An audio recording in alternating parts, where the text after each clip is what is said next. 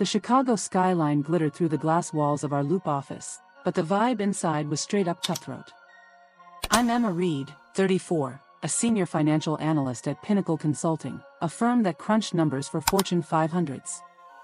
My mentor, David Cox, a 50-year-old big shot with a corner office and a Rolex, had just pinned a massive fraud scandal on me, claiming I'd cooked the books for a client deal worth $10 million.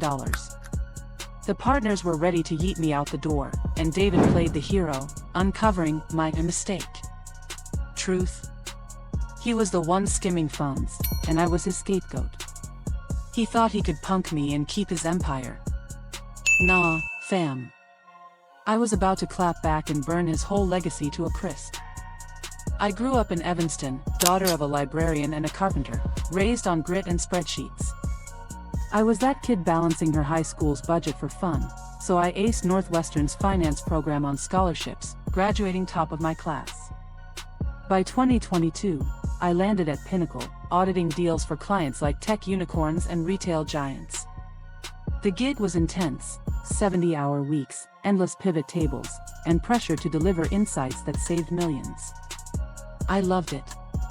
My models cut client costs by $15 million in 2 years, earning me props from the partners.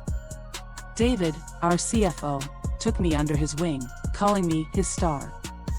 I trusted him like a rookie. Big mistake. Pinnacle was a pressure cooker with a side of ego. 200 employees, a swanky office with lake views, and partners who acted like they invented money. David was the kingpin, charming, connected, with a TED Talk and a Forbes feature. But I'd caught his shade, fudged expense reports, vague consulting fees. I brushed it off, until the fraud hit. We were auditing a tech client, NextGen Innovations, for a $10 million merger. My job was to stress test their financials. I flagged discrepancies, offshore accounts, inflated revenues, but David told me to smooth it over. I pushed back, and he got icy. Emma, don't rock the boat. Next thing I know, I'm in a boardroom, accused of forging NextGen's numbers. The setup was slick. David found doctored spreadsheets tied to my login, showing I'd inflated NextGen's valuation to greenlight the merger. The partners were livid, threatening lawsuits and SEC reports. My rep was tanked, colleagues ghosted me, my inbox flooded with "explain yourself" emails. David played savior, saying he'd vouch for me if I took a suspension. I dug into the server logs and found the truth. He'd used my credentials to alter the files, covering his own skim of $2 million from NextGen's accounts. He wasn't just framing me, he was cashing out and leaving me to eat the L. I confronted him in his office, my voice shaking. David, I know you framed me. I've got logs. He leaned back, smirking like a Bond villain. Emma, you're out of your league. No one's gonna believe a junior analyst over me. Take the hit and move on. That's when I decided, I wasn't just clearing my name. I was gonna bury him so deep, his Forbes cover would be kindling. I didn't pop off right away. David was untouchable, buddies with the partners, a Rolodex of C-suite pals. If I went to HR or the SEC without airtight proof, I'd be blacklisted. I needed a plan, sharp, data-driven, and savage, like a perfect regression model. First, I went full audit mode. I saved every email, Slack ping, and server log, timestamped and backed up on an encrypted drive. Illinois' one-party consent law let me record our talks, catching David's smug, take the hit line. But logs and recordings wouldn't torch his empire. I needed to hit his clout, his god-tier rep as the finance guru. David's weakness was his ego. He lived for the spotlight, keynotes, X-Threads, a podcast with 50,000 downloads. If I could prove he'd framed me and skimmed millions, the industry would eat him alive. But a leak wasn't enough. It had to be a public smackdown, time to max out the damage. Pinnacle was set to host its annual gala, a black-tie event with 500 execs and media. David was getting a Lifetime Achievement Award, his crowning moment. Perfect. I'd make it his funeral.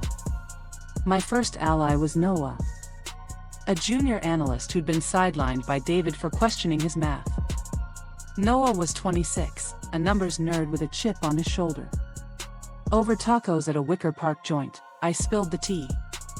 "He's been pulling this crap for years," Noah said, his eyes narrowing. "Last year, he pinned a bad forecast on me. I'm in." Noah had access to Pinnacle's financial servers and could trace David's transactions. He found a trail. David had funneled $2 million through a shell company, Cox Ventures, tied to NextGen's offshore accounts. It was fraud, plain and simple. Next, I tapped Priya, a former Pinnacle intern now at a fintech startup. Priya was 30, a data scientist with a knack for sniffing out patterns. I asked her to do a low-key dive on David's digital footprint, public records, socials, anything sloppy.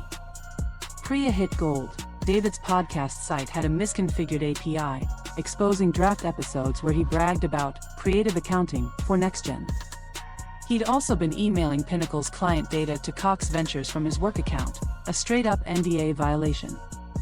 The dude was cocky and careless. Noah and I built a dossier: server logs, transaction records, Priya's API scraps, my recordings. We found David had doctored more than NextGen's books. He'd been skimming from 3 clients, totaling $5 million. He was banking on Pinnacle's trust to cover his tracks. But trust cuts both ways. I decided to weaponize the gala, leaking the dossier to a journalist who could blow it wide open. I reached out to Lauren Chen, a Chicago Tribune reporter I'd met at a networking event. Lauren was a pro at corporate scandals, with a column that reached 200,000 readers. Using a burner email, I teased Pinnacle's CFO framing analyst for his fraud. Got proof. We met in a divey Logan Square cafe, and I handed her a USB with everything: logs, recordings, Noah's transaction trail, Priya's API polls. I stayed anon, calling myself Pinnacle whistleblower. Lauren's eyes lit up. "If this checks out, it's a nuke," she said. "You sure you're ready?" I nodded, my stomach in knots. I was betting my career, but David had crossed the line. While Lauren vetted the evidence, I set a trap to keep David off balance. I accidentally emailed him a fake audit memo, hinting at an SEC probe into NextGen. Noah CC'd the partners to make it look sloppy. David took the bait, calling an emergency meeting to review compliance. He spent days chasing ghosts, grilling the team, while I planted one last Easter egg: a dummy file on Pinnacle's server, labeled NextGen Audit Trail, with metadata tied to my login but showing David's edits. It was bait for the partners to find. The night before the gala, Lauren's Tribune piece dropped: Pinnacle CFO accused of framing analyst in $10 million fraud. It was a slaughter: screenshots of David's emails, audio clips of his "take the hit" line, transaction records from Cox Ventures. The Tribune's X post went viral, hitting 500,000 views in hours. Hashtag Pinnacle fraud trended, with finance bros digging up David's podcast clips, clowning him. Creative accounting? More like creative stealing. His podcast downloads tanked, and clients started pulling contracts. The gala was a circus. David's award was scrapped, and the partners opened the event with a grim statement: "We're investigating allegations." David showed up, pale as a ghost, trying to schmooze, but execs dodged him like he was radioactive. Noah anonymously tipped HR about the dummy file, and the partners found it, confirming David's tampering. They didn't just fire him, they sued him for breach of fiduciary duty, alleging he defrauded clients for $5 million. The SEC opened a probe the next day. Pinnacle's board called me in the next week. I braced for a pink slip, but they offered me David's job, CFO, with a $200,000 salary and equity. "Your models were flawless," the lead partner said. "We should have listened." I accepted, but only after locking in a raise for Noah and a consulting gig for Priya. David's empire crumbled. His clients bailed, his podcast was cancelled, and Cox Ventures went bankrupt. Last I heard, he was teaching part-time at a community college. His LinkedIn a digital graveyard. I didn't flex, not out loud. But every deal I closed, every boardroom win, felt like a W.